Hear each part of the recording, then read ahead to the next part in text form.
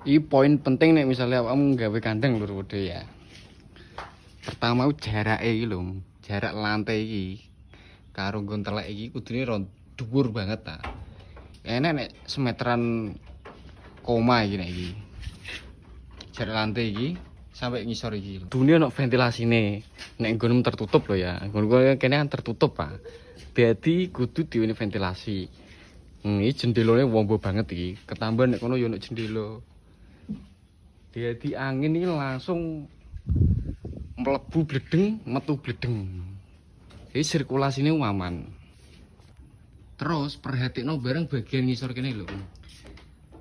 Jarake iku gak oleh kamban, ya ora oleh ke terlalu kemepetan lho. Soale materno, nek kamban yo materno sikile kebroncol, nek ke mepetan yo engko telek ora iso medun. Iki yo penting wae. Terus aja lali ya. Ndure atepe iki sebagian ono sing bening. Ben ora ketok sumpek ngono lho kandange. Nek iki full SBS kan SBS kan. Nek full SBS ku ketok peteng malah. Mangan kudu sing sebagian iku sing ngene iki terang sono iki, tembus pandang. Ben matahari ya iso menyinari. Dadi ngono lur.